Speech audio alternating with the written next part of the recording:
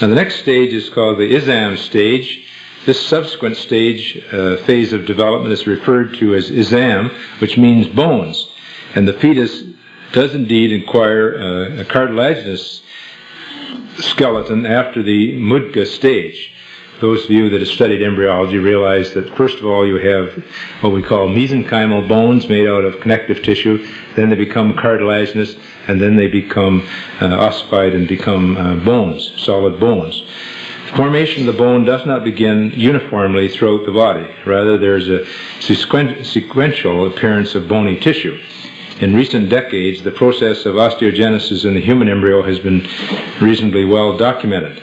Bone development in the limbs commences in the embryonic limb buds from these mesenchymal or connective tissue cells. Primary ossification centers appear in the femur during the 5th week. Femur is your thigh bone. And in the sternum, it's breastbone, and the maxilla, jaw, during 8 to 9 weeks. The timing of the Izam phase has been mentioned in the following hadith. He simply show these various stages when, at this stage, the bones in the limb would be cartilaginous.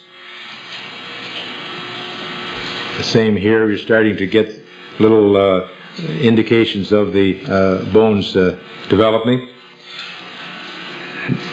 And in this hadith says, when 42 nights have passed from the time of the nutfa, that is the time of conception, Allah sends an angel to it who shapes it and makes its ears, eyes, skin, muscles, and bones. In the early part of this phase, the embryo takes on a human appearance, Tazwir ad-Dami, and the hadith describes this with the word shapes.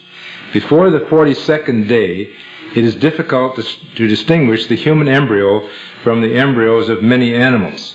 But at this stage, it becomes clearly distinguishable in its appearance. I couldn't tell a mouse embryo from a human embryo or a rabbit embryo in those very early stages. So as this hadith is making clear, is that after this 40th day, when the angel sends an angel to it, which shapes it and so on, that it takes on its human characteristics. Accompanying this development is a straightening of the embryo described by the word sawa. During this period, the embryo becomes more erect and acquires a more evenly rounded body.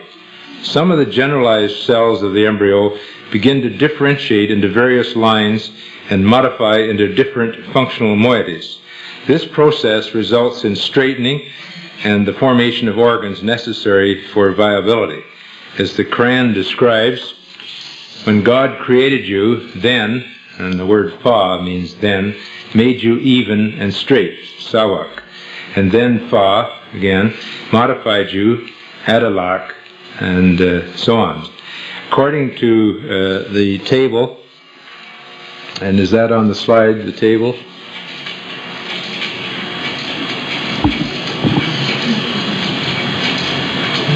Showing the different stages. Here's the table which you're referring to. You can see these stages listed along the side here, and you have the shaping stage and so on. These are all correlated with the age and days and the actual size of the embryo. According to this table, which compares the 3 ayat on the stages of development, it is apparent that the Izam stage corresponds with the straightening stage, taswiya. The word sawak in the Quranic statement indicates the following. First, to straighten the position of the body from a bent position, and also to make uneven things leveled. The embryo at the 7th week has a bent back, thus taking the shape of the letter C during the Mudga stage. In the Izam stage, the bending position is straightened and the surface becomes more even due to the disappearance of prominences and depressions. Now the Lam stage, although precursor cells, which we call myoblasts or early muscle cells, are present adjacent to the developing bones, differentiation into skeletal muscle attachments appears after the ossification process in the shaft and the ends of the bones. I was asked many times, did the bones appear before the muscles? Well, they certainly do. If you want to be logical about it, you wouldn't have muscles until you had something to attach them to. So you have bones and then the muscles. And this is clearly stated in the Quran that the bones appear first. A major developmental landmark during the 8th week is the Lam stage, which describes the myogenesis, that is the formation of muscles, which marks the development of the definitive muscles in the trunk and the limbs and the beginning of movement. The muscles take their position around the bones, that is, clothing the bones, and continue the process of straightening and smoothing.